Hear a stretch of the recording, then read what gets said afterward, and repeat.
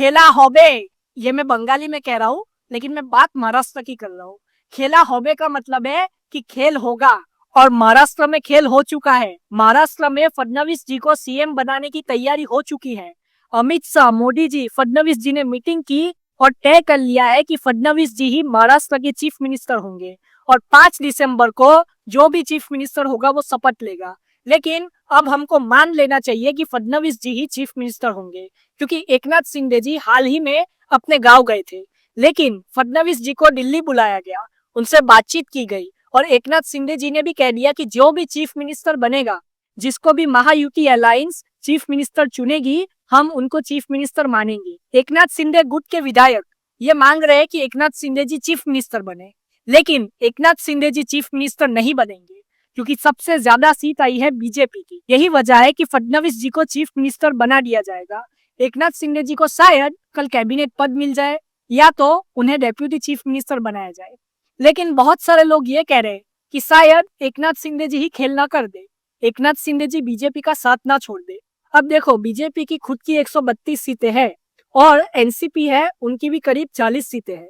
तो अगर दोनों को मिला दे तो भी सरकार बन जाएगी और मेजोरिटी आ जाएगी। अगर एकनाथ शिंदे जी महायुति अलायंस को छोड़ भी देते हैं तो भी बीजेपी की ही सरकार बनेगी, और तो भी देवेंद्र फडणवीस जी ही चीफ मिनिस्टर बनेंगे। लेकिन इतनी देर इसके लिए लग रही है ताकि एकनाथ शिंदे जी नाराज ना हो जाए, क्योंकि एकनाथ शिंदे जी महायुति के एक बहुत ही बड़े चेहरे हैं, और उनके पास शिवसेना का सिंबल है, प्लस असली शिवसेना भी अब उनको ही माना जा रहा है, क्योंकि उद्धव ठाकरे की शिवसेना से ज्यादा सीटें एकनाथ शिंदे की शिवसेना की आई है महाराष्ट्र असेंबली इलेक्शन में। इसीलिए अब लोग एकनाथ शिंदे की शिवसेना को ही असली शिवसेना मान रहे हैं। अब ये तो आने वाला वक्त ही बताएगा कि क्या होता है। क्या deputy chief minister Eknath Shinde ji बन जाते हैं, या एकनाथ शिंदे जी चीफ मिनिस्टर के पद पे दावा ठोकेंगे। लेकिन हाल ही में संजय राउत जी का बयान आया है।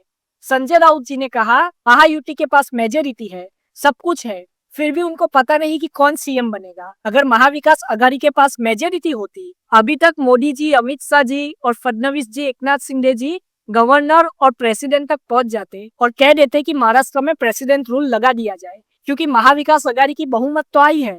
लेकिन कौन चीफ मिनिस्टर होगा, उस नाम को चूज करने में महाविकास आघाड़ी बहुत ही देर लगा रही है। लेकिन बीजेपी और महायुति देर लगा रही है कि महाराष्ट्र का चीफ मिनिस्टर कौन होगा उनका नाम चूज करने में। तो कोई कुछ नहीं बोल रहा और ना ही कोई आवाज उठा रहा है। लेकिन अगर अपोजिशन की सरकार बनती और अगर इतनी देर लगती चीफ मिनिस्टर का नाम चूज करने में, तो क्या बीजेपी चुप रहती? क्या रूलिंग पार्टी एनडीए चुप रहती? ये सीधा सीधा सवाल संजय राउत जी ने दागा है महायुति अलायंस और पीएम मोदी जी पे। अब मैं बता दूं, सबसे बड़े चाणक्य कौन है हिंदुस्तान की राजनीति के? सबको पता है, अमित शाह जी। अमित शाह जी जरूर कोई ना कोई रास्ता निकाल ही लेंगे, और अमित शाह जी जरूर देवेंद्र फडणवीस जी को ही चीफ मिनिस्टर बनाएंगे। 5 तारीख को आप देख लीजिएगा, देवेंद्र फडणवीस जी चीफ मिनिस्टर पद की शपथ लेंगे। अजित पवार जी डेप्यूटी चीफ मिनिस्टर, और एकनाथ शिंदे जी भी शायद डेप्यूटी चीफ मिनिस्टर की शपथ लेंगे। हो सकता है कि एकनाथ शिंदे की शिवसेना को कुछ मंत्रालय जो है वो प्रॉमिस कर दिए जाए, और महाराष्ट्र में उनको वो मंत्री पद दे दिया जाए, ये हो सकता है।